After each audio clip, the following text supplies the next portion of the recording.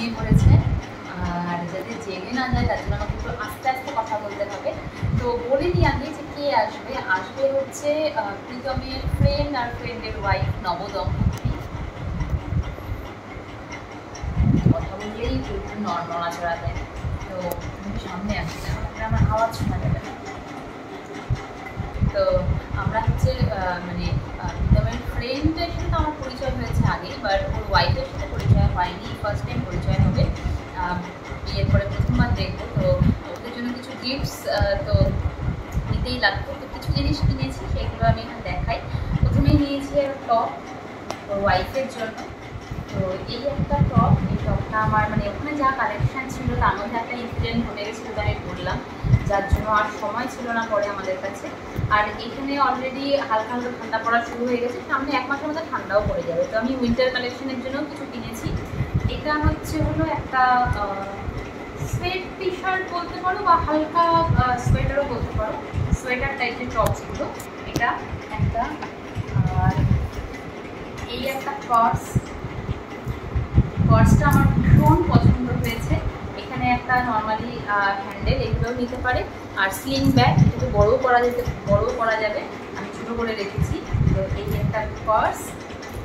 আর হচ্ছে আরেকটা টপ নিয়েছি, সেটা হচ্ছে আমরা সেম এরকমই, এটা ওর ওয়াইফের জন্য নিয়েছি।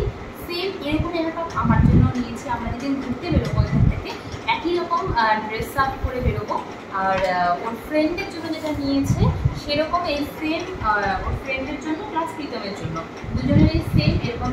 আর একটা কী বলে, এটা শার্ট বলে না, হাফ শার্ট নিয়েছে। তো প্রীতমের ফ্রেন্ড একরকম ড্রেস করবে, আর ওর ওয়াইফ আর আমি একরকম ড্রেস করবো। আর তার সঙ্গে নিয়েছি কিছু ইয়াররিংসগুলো দেখাই। একটা হচ্ছে এই টপসের সাথে ম্যাচ করা, এই যে এই ইয়াররিংসটা, বোঝা যাচ্ছে? এটা একটা, তার সাথে এই একটা ইয়াররিংস, এটা আমার খুব ভালো লেগেছে, কড়ির মধ্যে রিং, এটা একটা।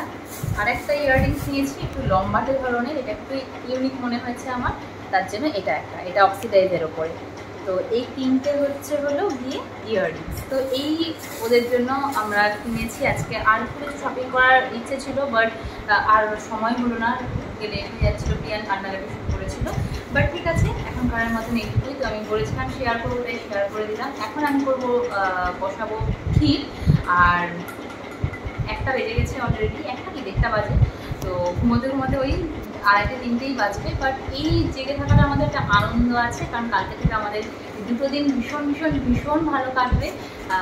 তো আর বেশি কিছু বলবো না, যা বলার কালকে বলবো। তবে একটাই প্রবলেম, এই 2টো দিনে ওরা আসার পরে যে ব্লগটা হবে সেখানে মিক্স ল্যাঙ্গুয়েজ থাকবে, কারণ ওরা বেসিক্যালি যেহেতু কেরালার দিকের লোকজন, তো ওরা হিন্দিটাও প্রপার বলতে পারে না, ম্যাক্সিমাম ইংলিশে কথা বলে। আর বাংলার তো প্রশ্নই ওঠে না, কারণ আমার ব্লগটা যেহেতু বাংলায়, আমি বাংলাতেই ব্লগটা কন্টিনিউ করবো, কারণ ওদের সাথে কমিউনিকেশনটা হয়তো একটু অন্য ল্যাঙ্গুয়েজে হবে। তো চলো এখন প্রিপারেশনে লেগে যাওয়া যাক।